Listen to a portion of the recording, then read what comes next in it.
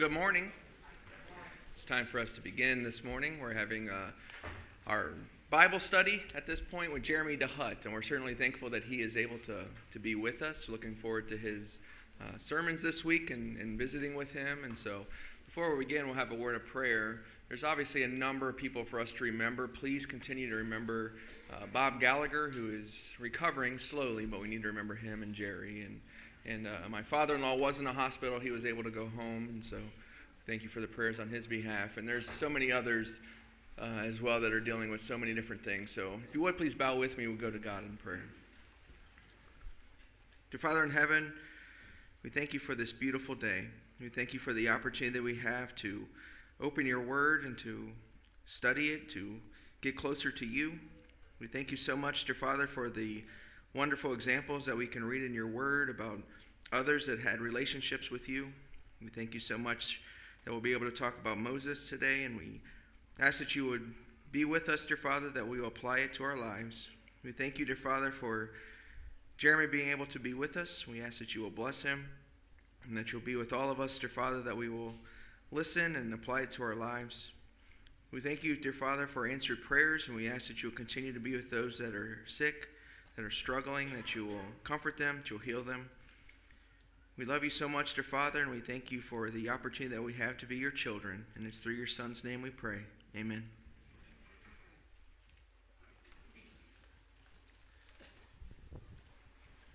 All right, I think I turned the mute button off. We're going to try to do this morning just like a Bible class. So there are several things that I'll try to share and present and try to ask some questions along the way. If you have any questions along the way, just raise your hands. Love to get a good dialogue going. This series that we planned together, I think Scott was talking to me. He's like, "Hey, what kind of series do you have? What could you offer?" I was like, "Well, there are 66 books in the Bible." No, I'm just kidding. He started talking about Exodus pretty quickly, and I went to your website recently and saw that you all are studying through Exodus, which is fantastic. And he knew that I was going to Egypt and Jordan last fall. The team that I work with is producing a new series on that. And so he said, well, how about some lessons on Moses from Exodus? And so I put that series together. Another congregation got the dry run of that series at the beginning of the month. This is the second time I've done it. And what we're going to do this morning is a little bit different. What we're doing this morning during the Bible class period is I'd like to give kind of a Bible class / report of the trip that our team took to Egypt and Jordan last year. So the first half of the class, I'm going to be sharing several photos from that trip, some of the places that we stopped, a map that explains the route that we took. I want to make sure to give credit to the team members that I work with. You know, Barry and I do a lot of the presenting, but there are people that you never hear from or see that I want to make sure we give some acknowledgement to. And then in the last half of the class, I want to make a connection to a biblical text you might not make a connection to as far as Exodus goes. So let's back that up. Could we actually switch that file? I'm sorry. Could we switch that file to... It is called AM Out of Egypt Report. And Scott, do you have that on that flash drive? Okay. So while he's pulling that up, and you guys tell me when that's up there, about 7 years ago, there were a couple of guys. One of them was my brother, Craig Dehut, and another guy in Indianapolis named Stuart Peck, that came together, and their profession was in mass media. My brother went to the Art Institute of Atlanta for a film degree. Stuart Peck went to Western Kentucky. Thank you. That's perfect. Stuart Peck went to Western Kentucky and got a degree in mass media and photojournalism. And so they came together and said, how can we benefit the kingdom with these skills? You know, they're teaching Bible classes, and they said, besides just the text, what can we do to help people get into the Word? And so they started this group of people that go to the Bible lands to create media and invited me to go along for the ride. And so I've been doing that for about 7 years now. Every other year, we try to make a production trip to the Bible lands. We've been to Israel 3 or 4 times. We've been to Turkey once. And then last fall was Egypt and Jordan, the first time for all of us, I believe. And so what we did when it came to the Exodus is there are a lot of videos out there right now on Moses and on the Exodus. Patterns of Evidence has recently come out in the last 24 months with a video trying to talk about the archaeological evidence for the Exodus. We're not trying to reduplicate any of that. It's just too recent to do anything like that. Instead, our approach to these videos and these photos is how can we help people experience what it might have been like to live through something like that? So if you were an Israelite during the time of Moses and you went through the Exodus, what might you have seen and what might that have felt like? So we're trying to recreate the experience on a very limited scale. Like, it was really hard to get fire and stuff to come down on Mount Sinai while we were there. That was just, like, we couldn't schedule that. The parting of the Red Sea didn't happen either. We couldn't make it happen while we were there. So this is what we did. Our trips take about 2 weeks. Maybe about 12 days in country with a day of travel on either side. So last October, we flew into Cairo, and we spent some time there. We got on the Nile River. We got on a boat on the Nile River. We traveled up to Tel El Daba. Tel El Daba is where a lot of scholars think historical Goshen is. And so we tried to go up there and look at some things. And then we took a long overnight train ride down to Luxor. If anyone ever tries to tell you to take a train ride overnight in Egypt to Luxor, tell them no thank you. There's a 30-minute flight from Cairo to Luxor that will get you there so much easier. And they have AC on the plane. So we did that. That was fantastic. And then we actually hopped a plane up to Cairo and then hopped a plane over to the Sinai Peninsula, to Sharm el-Sheikh. Then we traveled up to Jebel Musa, which is one of the traditional locations for Mount Sinai. We spent a night on the top of Mount Sinai, and I'll show some pictures of that. We came down to the eastern finger of the Red Sea and took a ferry ride across until we got to Aqaba, Jordan. Came up and spent some time in Wadi Rum, spent some time in Petra, came up to Mount Nebo, looked into the Jordan Rift Valley, just like Moses would have done before he passed away. And then we came back to Amman and flew home. That's actually a map my brother put together for his children so they knew where Daddy was every step of the way. So that was our trip. Went super, super quick, and there's more that I'll share about that in just a minute, but I've been talking pretty fast. Any questions so far about any of that? Okay. That is the production team for Out of Egypt. This young man, full of stamina, in his early 20s. He's the youngest guy on the trip. His name is Nolan Hanover. He actually went through classes under my brother's teaching at Apprentice University in Indianapolis. We had him as an apprentice last summer, and he did so well, we needed an extra shooter, and so we took him with us. The guy in the blue, many of you will know, some of you have traveled with him, Barry Britnell, and he's usually one of my co-hosts, although we've kind of split off, and I do the major international things, and he does a grade school series right now. So he actually came with us, and we shot both at the same time. We shot stuff for his series, and then we shot the main documentary. This is Dan Kingsley. He is one of our executive producers and our dedicated cameraman. So he does stills imagery. So usually, you don't see it right now, usually he has a massive, right there, a massive camera with a big lens and a bag with all other kinds of lenses, and he's carrying that all day long. Stuart Peck is one of the co-founders that I told you about. This is my brother-in-law, Justin Dobbs, who is one of the writers. My brother, Craig, who is also one of the co-founders. And just to kind of give you a hint about the hats that we wear as a team, Stuart is a co-founder. Like, he's technically my boss. On this trip, he was the sound guy. On the trip, he wasn't my boss.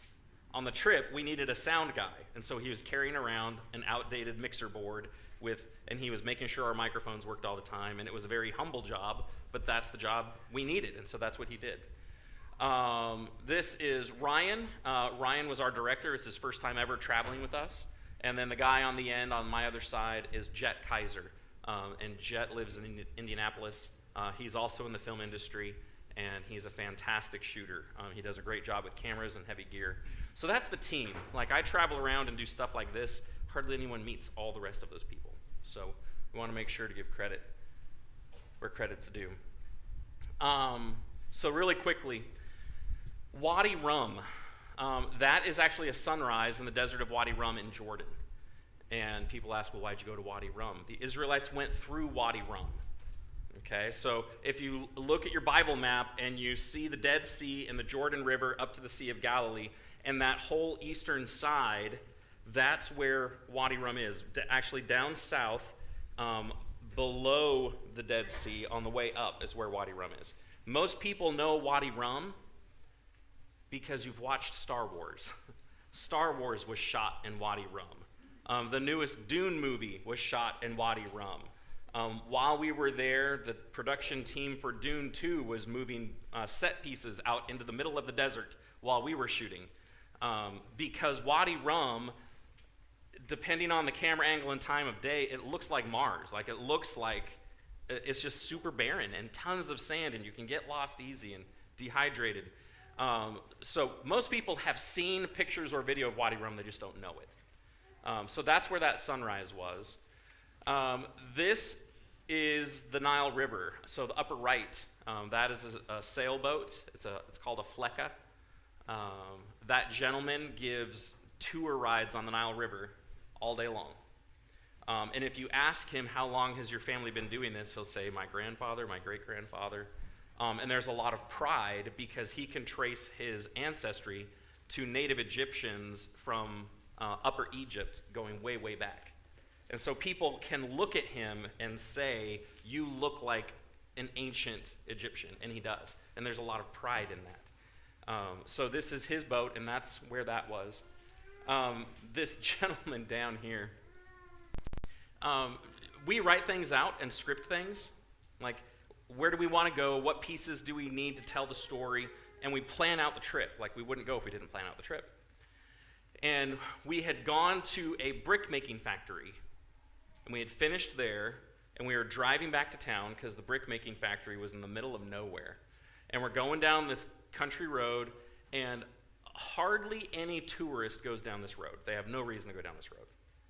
So the majority of these folks have never seen a white guy. And we're going down the road, and this gentleman's family was in the front yard making their bread for the week. And so they had all of these balls of dough in the front yard on these circular things that they would slide into the oven. And there was a brick oven about the height of this podium that was wood-fired. And we drove past it, and I was like, stop, stop, stop, I want to talk to that guy. And they said, why do you want to talk to that guy? I was like, he's a local guy, and he's making bread, and no one ever, let's back up. And so we backed up the vans, and a bunch of white guys piled out. And his teenage daughter was like, and the boy was like, and the guy was like, CNN, you CNN? We're like, no, we're not CNN. We're not CNN. When we travel, Stuart wears a CNN hat. He thinks it's funny. So we explained, no, we're not CNN. We're doing a thing about the Bible. And it was hard because he did not understand English, and one of our local guys was trying to interpret.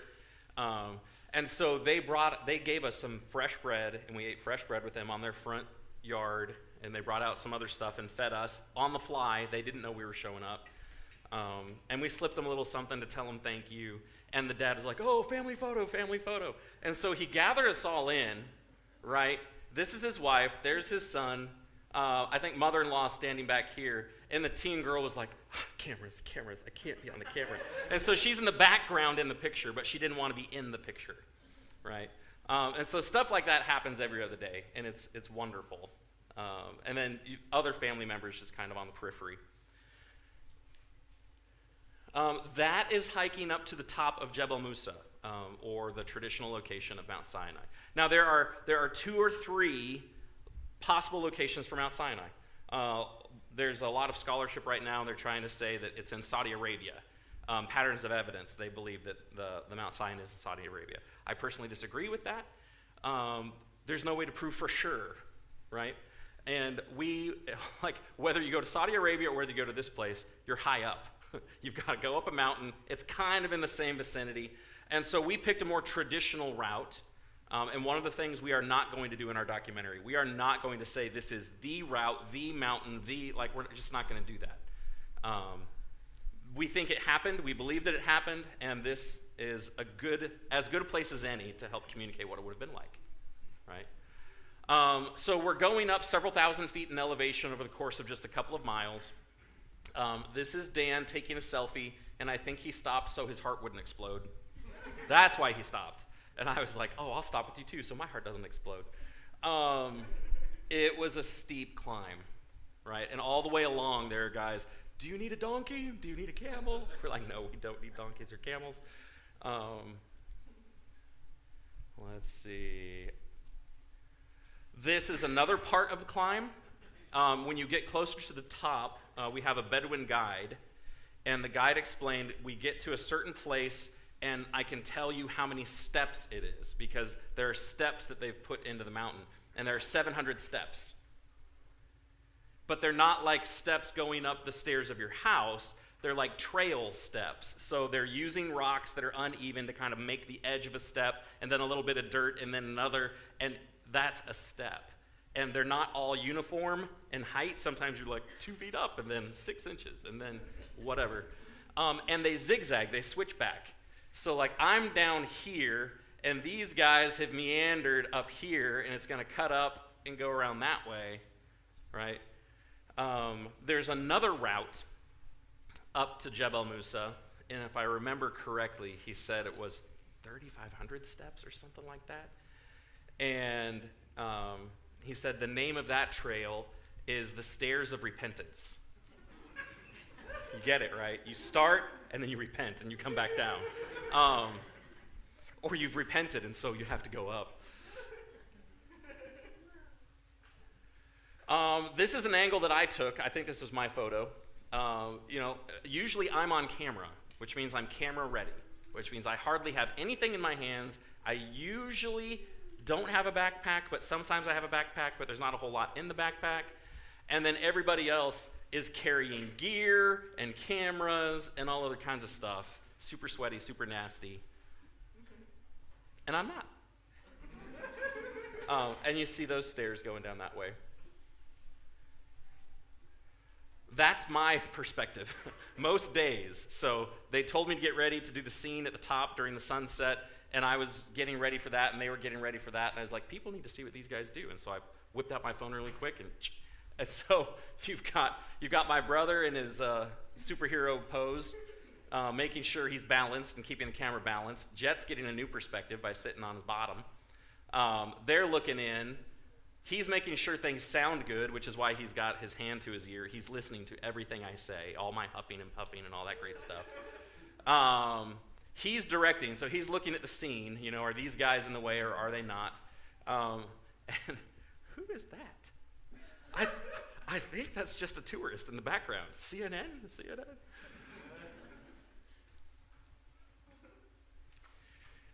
The arrangement that we made during the trip is we send our schedule, our itinerary ahead of time to a person who is known in the film industry as a fixer. Okay, so a fixer fixes things. And so you send them your list. These are the locations, these are the dates, these are the times. Can you pull the permits? How much will the permits cost? And so when we get in country, the fixer shows up, and they've got a big fat folder with all of our paperwork and all of our approvals so that we can just go. And so our fixer is with us, and what he arranged up here was the place is open 24/7, and most people want to see the sunrise. So to get to the top before the sun crests, you have to leave the parking lot at like 1 a.m., 2 a.m. And we were like, well, if we're going to be there already, what if we hike up in the heat of the day and catch the sunset, spend the night, and then we're just already up there for the sunrise? How about we do that? Can we do that? And they're like, yeah, you can spend the night up there. And we're like, great, is there a hotel at the top of Mount Sinai? And there's not. Ask me afterwards, is there a bathroom at the top of Mount Sinai? You don't think about that. There is not.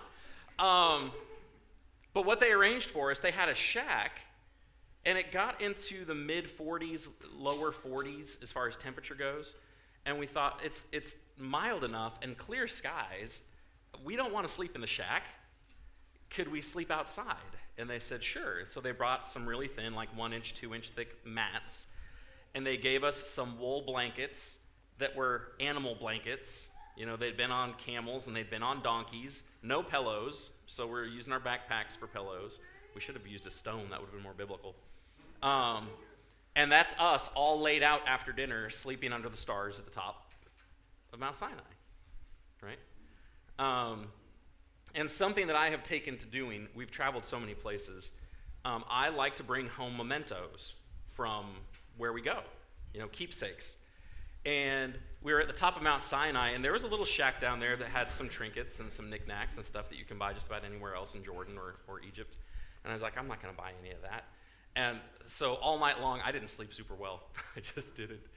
And in the middle of the night, I went down to the Bedouin in charge, and I was like, do you guys sell your blankets?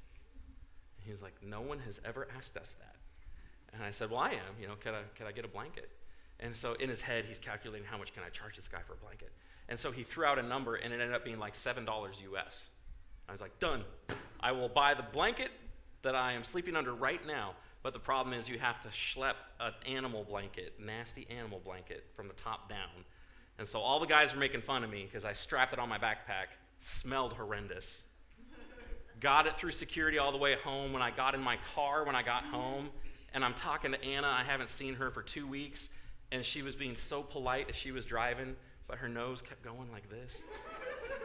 And she was like, have you showered? I was like, babe, I showered before I got on the 24-hour flight. It's probably the animal blanket in my bag. She had to wash it 3 times, but it's now on the back of our couch. That is the final steps. Those are the final steps going up to the top of Mount Sinai in the middle of the night. So I was like, man, the stars are beautiful, and I couldn't sleep, and so I went up to the stairs, up the last little bit, and took that picture. And then that's the sunrise.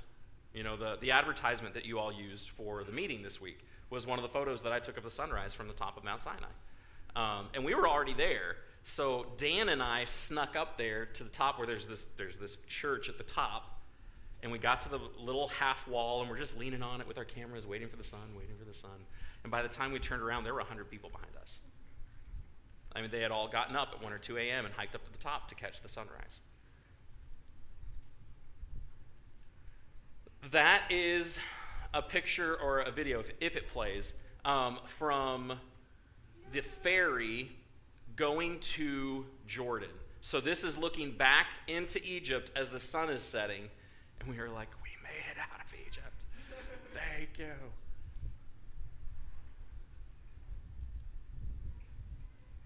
Petra, everyone has that photo. Where have you all seen that photo? Indiana Jones. Everyone knows that shot where you come out of the Sikh and you see the Treasury building and you want to go inside and find the Holy Grail, right? You cannot go in that building. They do not let you go in that building. And most people, that's their only image of Petra. And so they get down to the end of the Sikh and they're like, oh, that's cool. And then they take their selfies and they go back up. That building is one of dozens of buildings spread out in this valley and up the hill on the other side. You can spend an entire day walking all over ancient Petra. But people only know this because of Indiana Jones. So you need to do some more exploration and study on that. Now, those buildings were not there when Moses and the Israelites came through. The reason we went to Petra is because the Israelites did go through there. Just a couple of miles from there is where Aaron died and was buried at the top of Mount Hor. Right? And so most people don't make the connection. So we're at this historical site that came way later, but there's a reason that we were there. That's a picture of the city just outside of Petra. That's from the top of our hotel. It does not look like the hills in Kentucky where I live.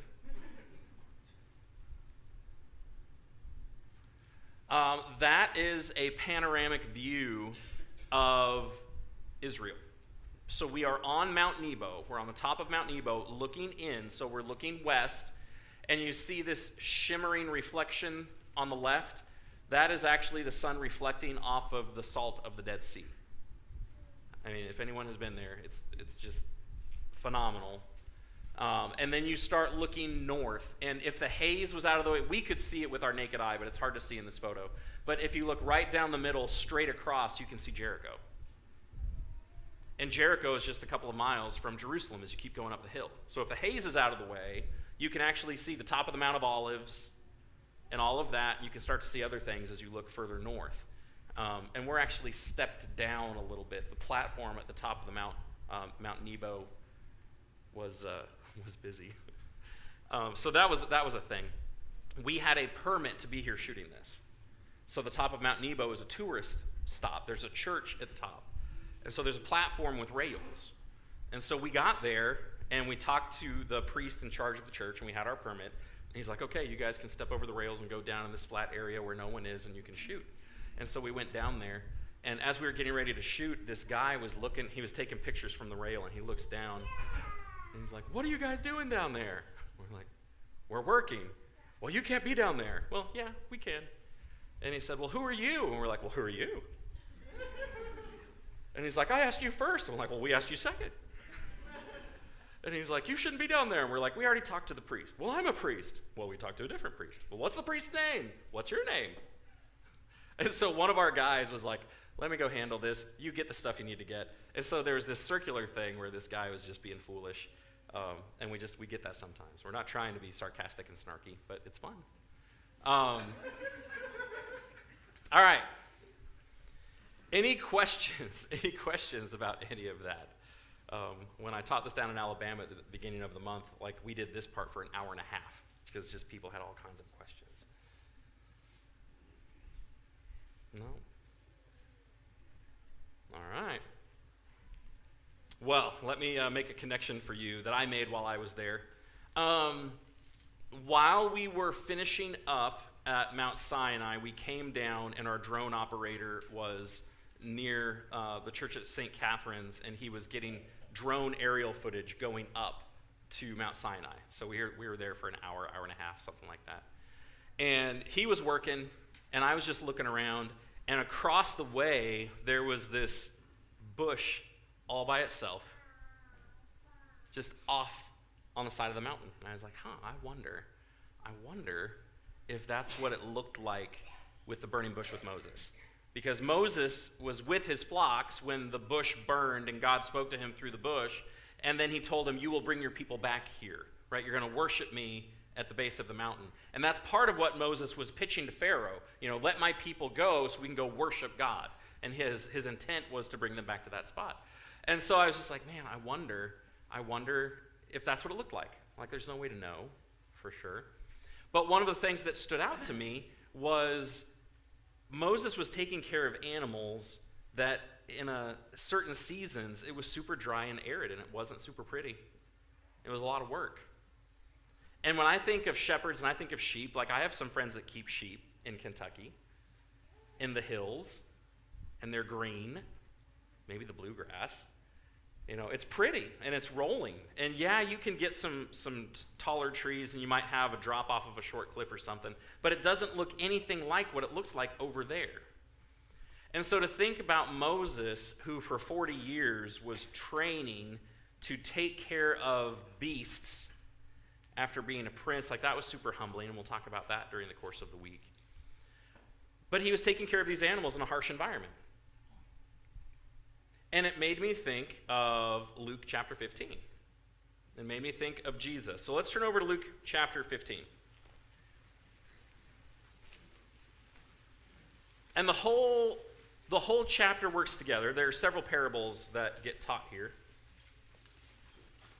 And just so I know for certain how much time I've got, do we stop at 10:40? Is that right? Okay, so we're going to do this in 10 minutes. Buckle up. My kids would say, buckle up. So you've got several parables. You've got the parable of the lost sheep, you've got the parable of the lost coin, and then in the last parable of the chapter, which appropriately takes up the bulk of the text, is the parable of the prodigal or the lost son. And it builds up to the parable of the lost son. And really, the parable of the lost son is not about the lost son, it's about the older brother. I mean, we get stuck on all the lessons about prodigals, and that's appropriate, but the impetus of the whole chapter is about how do you respond to lost things, and how do you respond when lost things are found. That's the point.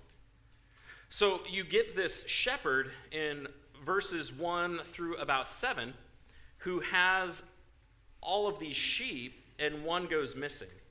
Starting in verse 1, now the tax collectors and sinners were all drawing near to him, and the Pharisees and the scribes grumbled, saying, "This man receives sinners and eats with them." Like, if you're going to be snarky around Jesus, get ready to be made an example of. Okay? Jesus heard what they said, and he knew their attitude. And so then he tells them this parable. Verse 4, "What man of you, having 100 sheep, if he has lost one of them, does not leave the 99 in the open country and go after the one that is lost until he finds it?" So you have the majority of the sheep, 99%, if you're doing ratios, 99% that are in a safe, easy place. They're in the open country, and he knows where they are, and they're doing well, and they're healthy. And he goes after the 1% that's lost, and he doesn't stop until he finds it. And then verse 5, when he has found it, he lays it on his shoulders, rejoicing. So imagine you're out on the Sinai Peninsula, and you're going up this mountain with, the steps of repentance, and you find the sheep, and you've got to get it down.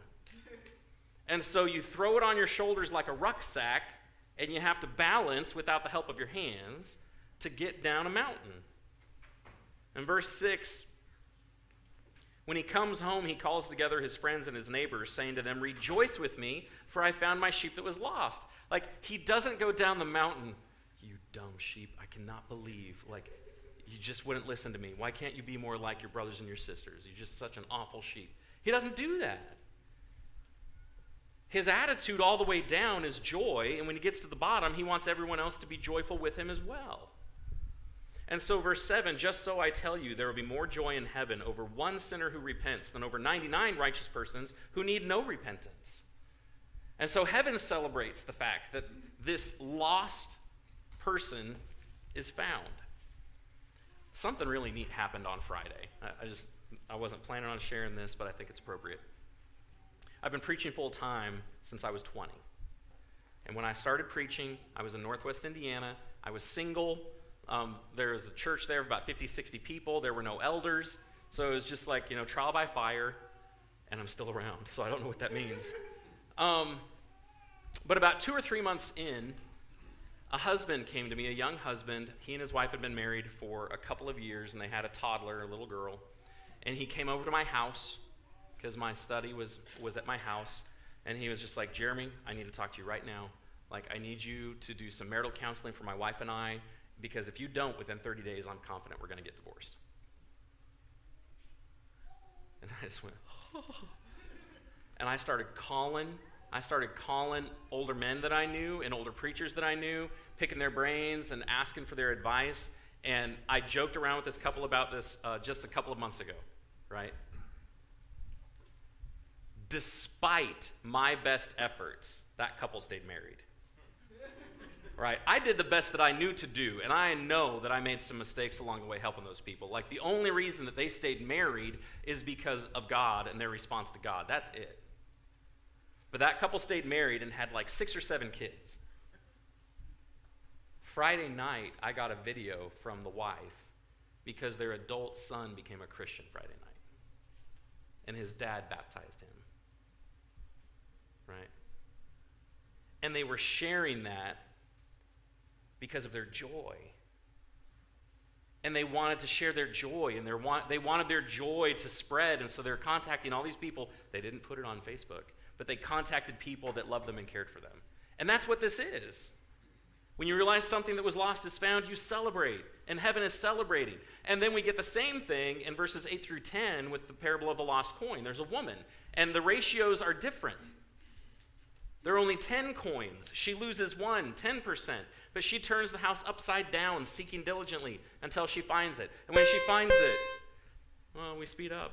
When she finds it, she celebrates and invites everyone else to celebrate with her. And then you get to the prodigal son, this father with 2 boys. And we could do a whole Bible class just on this one parable.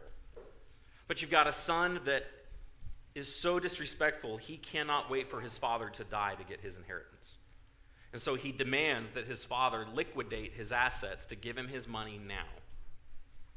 And his father does it. Which says a whole lot about the father. And then the son takes off, and you know the story. He wastes his money on riotous living to the point that he's broke. And then a famine hits, and he has no food, and all of his superficial friends disappear like vapor.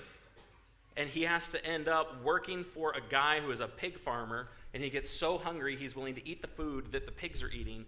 And this Jewish boy finally goes, "What am I doing? It'd be better for me to go back home and be a hired servant in my father's house." And so he plans out this whole speech, heads home. His dad was already on the lookout for him, saw him before he got there, runs out to meet him, which is an undignified thing for a Middle Eastern man to do. Runs out to meet this boy, and the boy gets half of his speech out, and the father falls all over him and forgives him. And then plans out a party to celebrate his return. And that's when the parable turns, because you've got the older brother who's been working out in the fields, hears the party, is like, "What is going on?" And when the household servant tells him what's going on, he pitches an adult fit. And he does several things. He exaggerates. "I have never done anything against you." Well, come on. Everyone does something. And he can't even call his brother by his name. He doesn't even call him my brother. He says, "This son of yours," very disrespectful. And the father is trying to say, "Hey, you've got everything that's left. I've already given him his stuff." But it's appropriate that when someone is lost and they're found, we celebrate. Right? And so thinking about Moses going out and trying to take care of sheep in a hostile environment made me think about Jesus trying to teach us about going out into a hostile place to find people that need saving and how we should respond when they're saved. And so if you want the rest of the slides, we'll go quick. You have the shepherd who lost a sheep, searched diligently, found the sheep. The shepherd rejoiced, invited others to do the same. The woman lost a coin, searched diligently, found the coin. She rejoiced and invited others to do the same. Guess what? The father lost a son, graciously let him go and hoped in his return. The son came to himself and humbly returned. The father rejoiced, invited others to do it, and then the self-righteous older brother was rebuked. And so we've got to ask ourselves, as we look at ourselves, am I the one who's lost? If I'm lost, then am I ready to be found? And if I'm found, is everyone celebrating? And if I'm already one of the found, do I celebrate when other people are found? Right? That was fast. And I started preaching. I apologize. Any final questions before we wrap up? Looking forward to being with you all this week. Thank you for having me, and thank you for paying attention. And in just a little bit, we'll start our worship service. Thank you.